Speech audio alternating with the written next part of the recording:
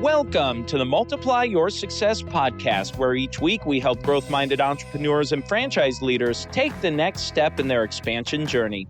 I'm your host, Tom Dufour, CEO of Big Sky Franchise Team. And as we open today, I'm wondering if you've ever thought about building a business slow and steady instead of fast and furious.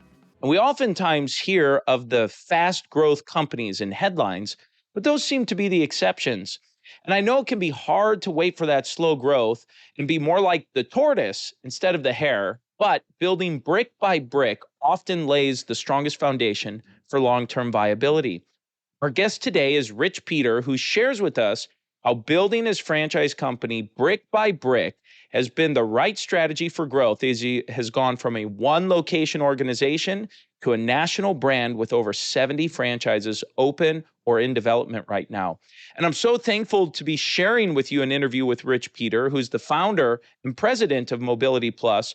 Rich is a long-term client of mine, and he's become a friend of mine as well over the years. Rich is someone that I believe to have great integrity and is just an all-around great person. And so that's why I'm just so excited and thankful to have had this opportunity to share part of his journey with you today. So let's go ahead and jump into our interview.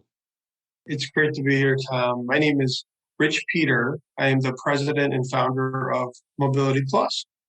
Rich, you and I go back many years, 8, 10 years at this point now that we've known one another and been working together. And this conversation is something I've been thinking about and wanting to have you on as a guest for, goodness, at least a year and a half. And finally, we connected around Thanksgiving. That seems to be our time. Just as a quick intro, I'd love for you to just give an overview on what Mobility Plus is and what you're doing. Tom, it is great to meet up again. It seems like we do meet up annually around Thanksgiving. Whether we like it or not, it just happens. The stars meet on that. I'm glad to be here today. And it has been, I think, about 8 years. So that's incredible. From the first handshake to today.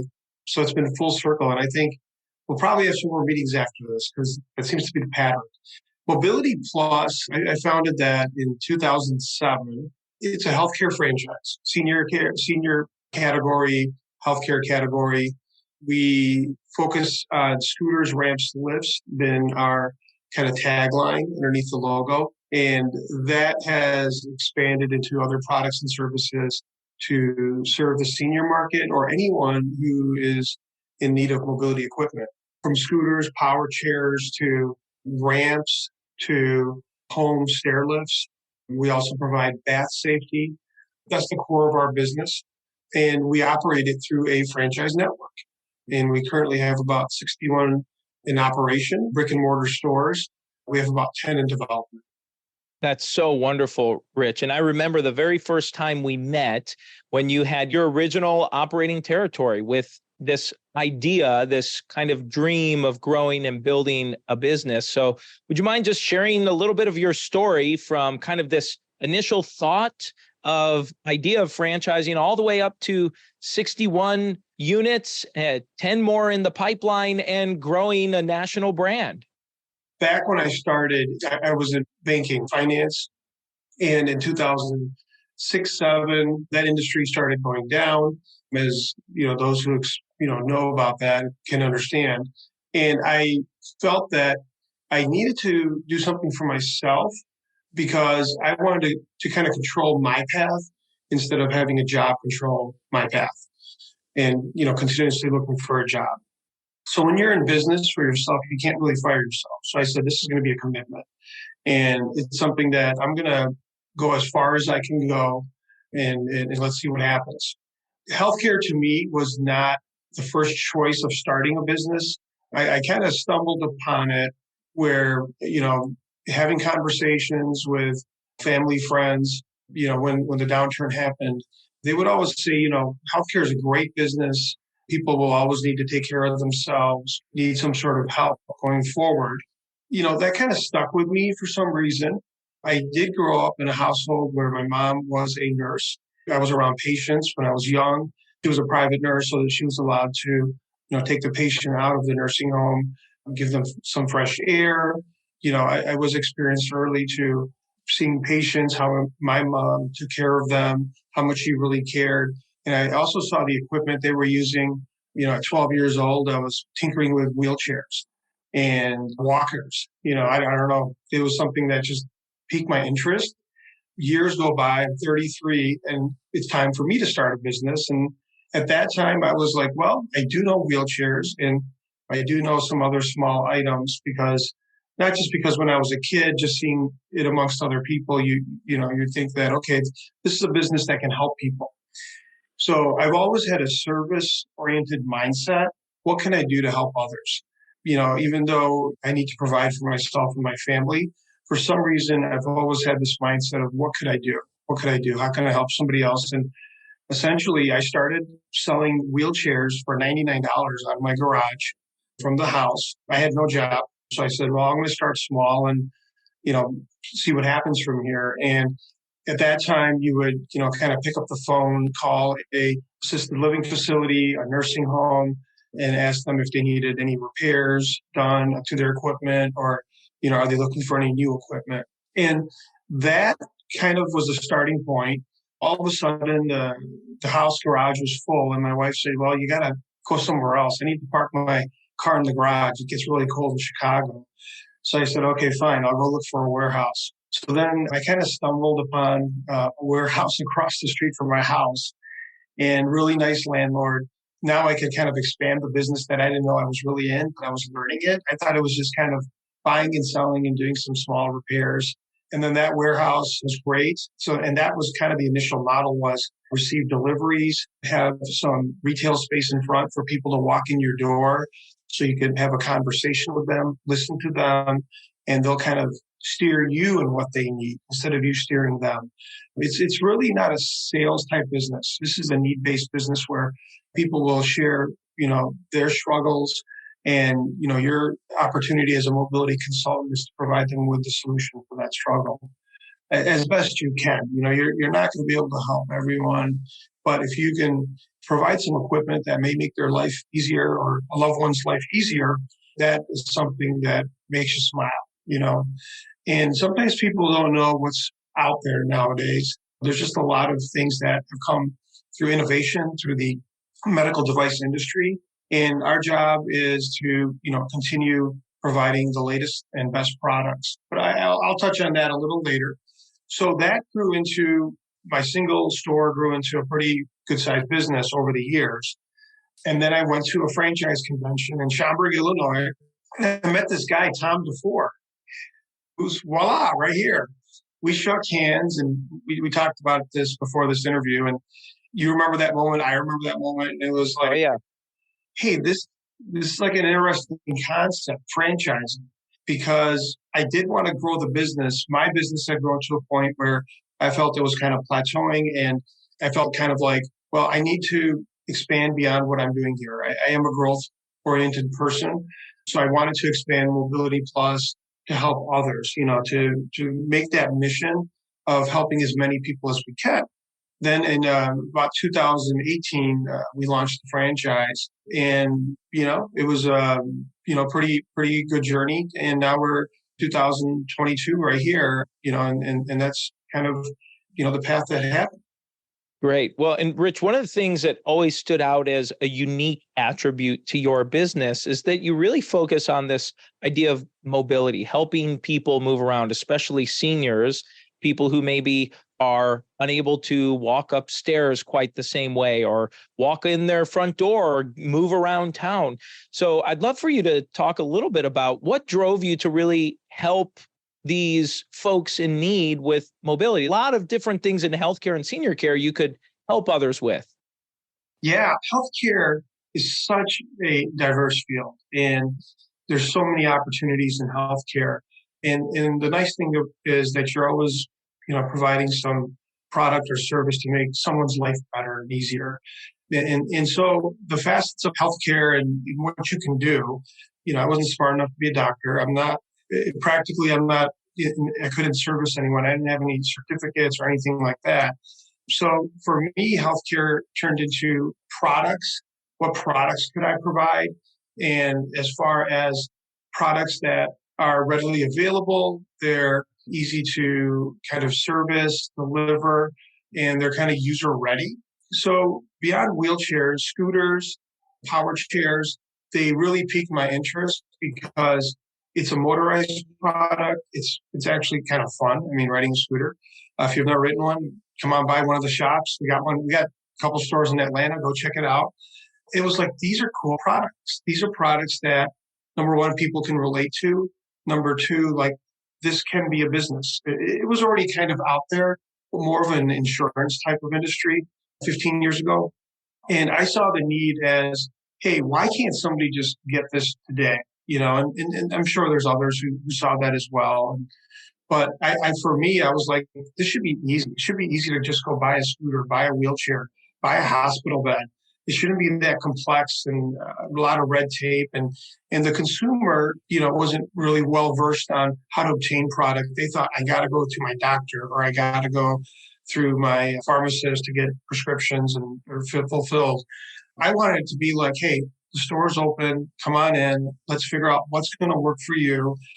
And it was, for me, it was like, I'm not a technician. I'll just say that. So I'm not great at fixing things, but I do enjoy marketing, sales, operations.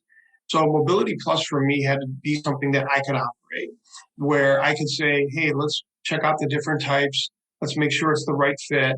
And then from there, if you're happy with it, it's yours. And if you did need any service or repair, we got your back. So for me, I had to bring on a technician. So early on, it was me and a technician and a showroom, person. So this way, it was just like three people could run that business, and it was easy enough to run with three people to start. Where I could be out doing some marketing, gain customers. The showroom person could greet them, and our technician could deliver it. Very simple model. And that same model is what we're doing today at the starting point of the franchise. The franchise owner is the operator. They would hire a technician right off the bat and a showroom person and, service their local community. And they can expand from there and grow from there organically. It's one of those things where the slower you learn, the more you'll learn as well. If you try to rush it, sometimes you'll miss some facets, and you really want to understand the products as well as the client's needs and understand that you're in a business now. So there's a lot going on. That's where we come in to really, support them on that. Rich, one of the things I'd love for you to share is you've grown to a national brand at this point. Maybe a few lessons you've learned along the way for another emerging brand franchisor or someone that's, maybe a few years behind you. Any lessons you'd share? I love sharing, whether it's out of our industry or within our industry. I've networked with, they are considered competitors, but I consider them alliances. I believe the industry is big enough for huge growth, so who's ever already in the mobility business, I'm so happy they are. And I want everyone to succeed. There's enough, clients out there that we can all grow together and service the needs of the people. But as far as tips, you want to really understand franchising, if that's the path you're going to take. And you want to really surround yourself, or at least have access to people who've done it, who can coach you, guide you, or provide you with advice. Maybe that's a consultant like yourself, Tom. And honestly, it's going to put you on a little bit faster road than if you try to do it all yourself. So it's very important that you do have an open concept of learning. Again, you are going to have to learn a whole new trade and whole new business model versus just running your single business. So I would say YouTube's great. Really connect with other people in the franchise industry on LinkedIn. Share your story. The more you can share your story about your journey, like you're asking me, the more you'll understand, how it has been on that journey and where you have to kind of go next. Don't expect to look 5 years ahead. Look to at least get 3, 6 months, and then maybe a year on where you want to grow. It's important to plan how, but things sometimes don't always work out that far ahead. So, and take it step by step. You're really building something. Franchising is building something almost brick by brick until you really start scaling out. So we're not at the point of scaling out. We're still building it brick by brick. We really want to make it right as far as the right candidate who joins our system, and our team that can support them. So it has to be a win-win on both sides. Otherwise, someone's going to have to struggle, and that's not fun for anyone. So I would say before you do consider franchising, think through, if that's the journey you're going to take, think through if you have the patience for that and you want to really build relationships in that realm. And if you check all those boxes, that's the start of it, just the thought process and saying, I want to do this. Now it's going to be involved, a lot of learning and a lot of growing and just having patience at that. That's great advice, Rich. And, this is a great time in the show that I'd love for us just to make a little transition and put you in the hot seat and ask you the same questions every guest gets asked before they go. Right. And the first question we like to ask is, have you had a miss or two along the way and something you learned from it? Personally, I should have got into business earlier. I was thinking of business I was probably thinking of business when I was born. Honestly, I just didn't understand business. But I wish I had gotten into starting some sort of a small business in my mid-20s to late 20s at the latest. I started Mobility Plus at 33. It is what it is. I can't go back and change it. But for me, that was kind of a miss because when I fell into it, I was like, oh my gosh, this is an incredible world where you can really impact other people directly. And you're impacted not only financially directly, but you have now ways to grow yourself, challenges. Now you're really challenging yourself physically, mentally. You're really like, I gotta grow. And then you can look back year after year, and there is something to look for the next year because you know what you did. And like, I'm going to look at 2022 and be like, this was a great year. We did so much, but now I can compound that in 2023. So it's something that you can compound and by having a business for yourself and having a job is great. I would say, if you have a great paying job and you're happy, keep it. If you're kind of just content, start exploring some type of a side business or learning about business because you may want to, feel like you're impacting others and you're not doing it at your job.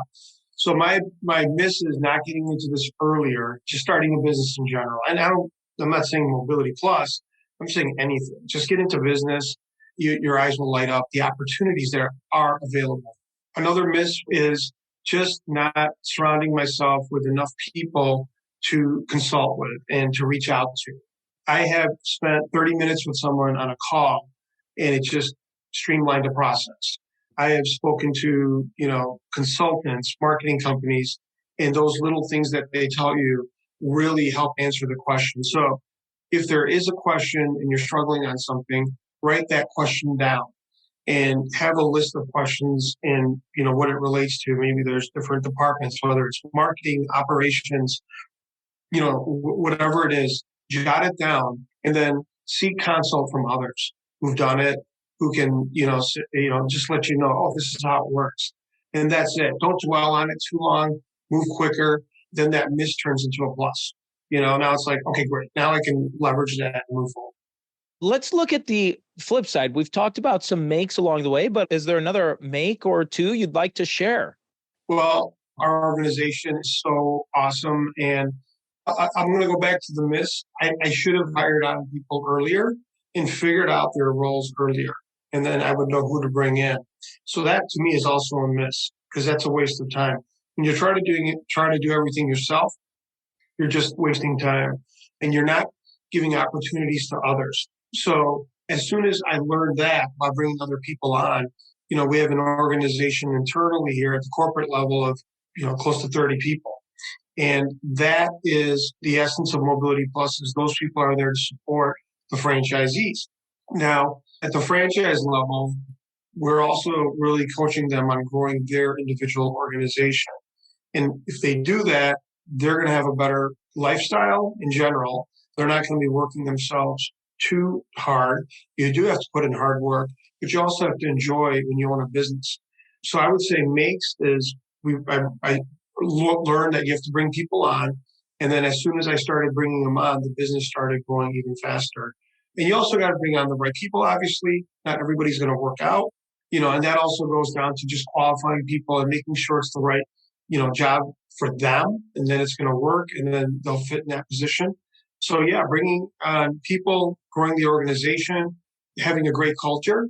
I think our culture is just, I feel it's great. And I'm not just saying that because I feel that way, but we've done surveys where we did a franchise business review survey recently, and it ranked us very high on integrity within our business. It was like higher than the normal. That to me was awesome.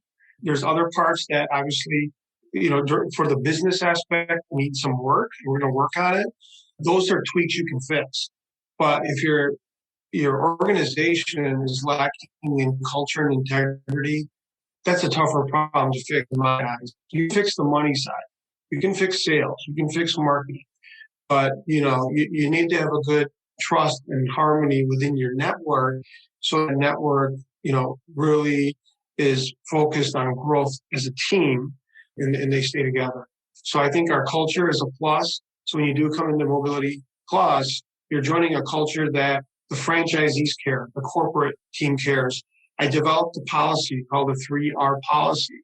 And the 3 R's are respect your clients, customers, respect our suppliers, vendors, and respect our Mobility Plus team members from corporate to the franchise level. So I think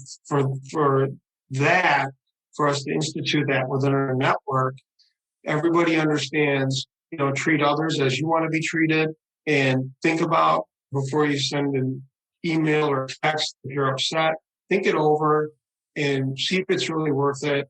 Write it out, maybe erase it if it's not worth it, and come back to it. Because as long as you can contain or maintain harmony, your business will grow and thrive. Oh, that's great. And thank you for that, Rich. And let's talk about a multiplier or two you've used to grow yourself or your business. We do a lot of online marketing, digital marketing. That's been good. We're always looking at new avenues of marketing. And so it's kind of a constant, research on what's going to work to help you grow. So I wouldn't say like we've nailed it by far, but that's okay. You have to kind of look at your wins and how far you've come. You can always want more, but sometimes having more without the support is not a good thing either. So having it at a good pace, not a race, is fine. I'd say finding key people within the organization, networking even more so within the industry, just getting more consultation from others. Well, and Rich, the final question we like to ask every guest is, what does success mean to you? Success for me is being able to balance work, life. You can't be all work, and if you can maintain a great business, a great family. I'm married with 4 children, and I have to squeeze in time for them. They're more important to me than my business, and that is the impact that they're going to see as they grow older, is that I, was there for them. So I would say if you can balance that work-life balance and health, maintain your own health, that's success, and if you can do those 3 things, the money will follow, but it's not a dollar amount. It's more about seizing that moment on a daily basis, looking at how things are growing. It's like planting a tree. You're not going to go out there every day and look at it and see how much it's grown, right? But it's going to be a tree one day. You could nurture it, you could water it, the sun's going to do its job. So you in essence, have to set systems in place, and let those systems kind of work themselves out. Just, be patient, just continue to be active on the home front and also on the business front. Great. Well, and Rich, as we bring this to a close, is there anything you were hoping to share or get across you haven't had a chance to yet? Our network has grown. There are still great markets that are open for the Mobility Plus franchise. And you could just visit mobilityplus.com and click on the franchise link. If you are watching this interview and you want to talk to me, you could just, when you click that link and fill out the information, somebody contacts you, just let them know, hey, I want to talk to Rich about the business. I make it a point to talk to every candidate that comes through the system. I've spoken to every candidate that has joined our system. So I am always open. My door is open. Email address is rich@mobilityplus.com. I really want to partner with people who see this as a, journey, a long-term journey with us. We're going to be working together, impacting the lives of, a lot of people. That's the real appreciation in this industry is, just the people's faces and just how happy they are and the appreciation you receive from them that you've done something for them that, was a challenge. I'm just excited to, talk to more people about it. I was excited, to meet with you again, Tom. I look forward to just, sharing our vision with others about helping millions with Mobility Plus. Rich, thank you so much for a fantastic interview and for being a guest on the show. And let's go ahead and jump into today's 3 key takeaways. So takeaway number 1 is when Rich described growing at a good pace, not a race, and viewing franchising and his growth as just growing at the right pace for him. Takeaway number 2 is the slower you learn, the more you learn. And Rich shared with us how he likes to network, talk to experts and professionals. He talked about hiring consultants such as Big Sky Franchise Team to help accelerate some of those learning curves, to not feel like you have to come up with all the answers yourself and network and grow with people. And takeaway number 3 is focusing on building brick by brick, building your company and your franchise brand one brick at a time. And I thought it was a great perspective how he described having long-term visions are great, but not to get so far ahead that you lose sight of some of those near-term goals for those 3-month, 6-month, 1-year goals in there as well.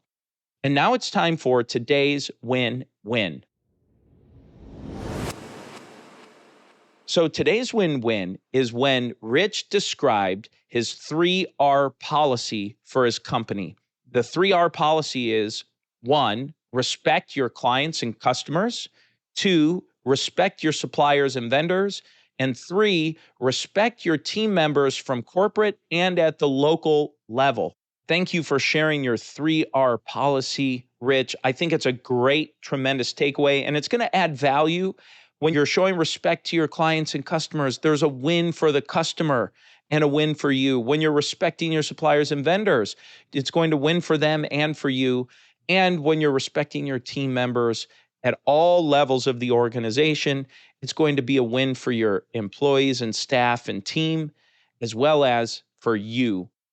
And so that's the episode today, folks. Please make sure you subscribe to the podcast and give us a review. And remember, if you or anyone you know might be ready to franchise their business or take their franchise company to the next level, please connect with us at bigskyfranchiseteam.com. Thanks for tuning in, and we look forward to having you back next week.